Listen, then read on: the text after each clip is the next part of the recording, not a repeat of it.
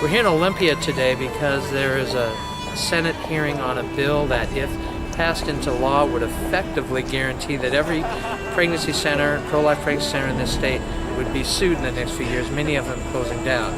The bill is promoted by Planned Parenthood, by the National Abortion Rights Action League, and other advocates of abortion in this state who have historically opposed the work of pro-life pregnancy resource centers. Okay. I am so encouraged by the number of folks that turned out today to testify against this bill, and then those who didn't get a chance to testify, they were there to sign in. You have no idea what an encouragement it is to me as a senator to be able to see the citizens who are paying attention to what's being done, and then to turn out here. It's just absolutely marvelous.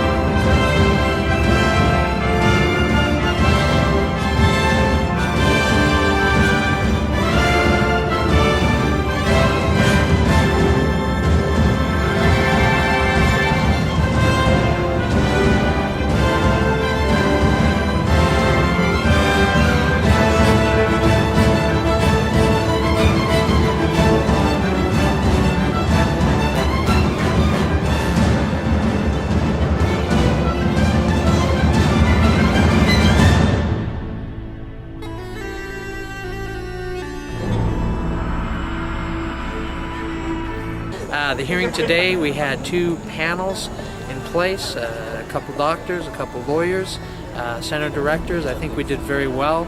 We're working hard on the Capitol grounds today in Olympia, Washington, to lobby against this bill to garner support so that we can defeat it. SB 5274 is a politically motivated bill that is designed to effectively regulate pregnancy centers out of existence. This bill would apply regardless of how professional, how wonderful the center is in terms of medical professionals, in terms of client satisfaction rates, in terms of community support or any services provided. It would apply to them only because they are pro-life, and that's called viewpoint discrimination. And that was recently found to be unconstitutional by a federal judge in Maryland in a case in Baltimore where a similar bill was considered. This bill imposes unconstitutional forced speech on nonprofit entities in an unprecedented and burdensome manner. I believe there are three significant areas that are constitutional issues that are present in this bill. First has to do with the First Amendment. I believe that there is viewpoint discrimination along the lines of the First Amendment, as well as compelled speech, viewpoint compelled speech. I also believe that there are equal protection clause problems in that this bill is applied unequally based on ideology. In Whatcom County, we are the only place where women can go to openly discuss their reproductive choices without any government subsidization, and that would take her choice away. There would be one voice in Whatcom County. Our clients come to the door, they are given a limitation of services form as they walk in the door, and it says right on there that we do not refer for abortions, nor do we refer for birth control. And they read that, they know who we are, and they sign that document. I called a couple of Planned Parenthoods recently just because of all of the allegations going on. And it was interesting because I said I was pregnant. Obviously, I'm not pregnant. And not knowing what to do with that. And they said that they referred for abortion, or they did abortions there. Not once did adoption come up. There's simply no need for a bill like this. The clients of pregnancy centers in Washington State are extremely satisfied with the services provided to them. At the CareNet of Puget Sound alone, 99.7% of the clients stated that they would refer their own friends to the Center for Services. let the clients speak for themselves. They're happy. The state is saving tremendous amount of money, approximately $18.6 million annually by the services provided by pregnancy centers. So why regulate such a wonderful, worthy institution as a pregnancy center? I am the president of the National Institute of Family and Life Advocates, public interest law firm based out of Fredericksburg, Virginia. We have 1,200 pro-life pregnancy resource centers as members nationwide, and we provide legal services across the country for these centers. NIFLA and CareNet combined have helped all the agencies to bring all their documentation, policies, procedures.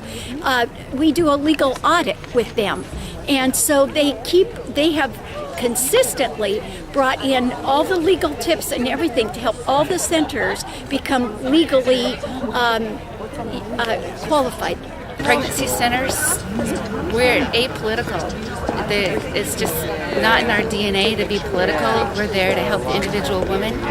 And NIFLA came up and kind of shepherded us and led us where to go, how to do it, what to say. NIFLA is a great partner to CareNet. We are both national affiliation organizations for pregnancy centers, and it's been wonderful to work with the NIFLA staff hand in hand to oppose these bills. NIFLA's provided some wonderful support on the ground, as well as conference calls, and as well as just the brilliance of their staff. And CareNet is very proud to call NIFLA a partner as we move forward and face these advocacy battles, not only in Washington State, but other states such as Maryland and New York and California and wherever else we may see them.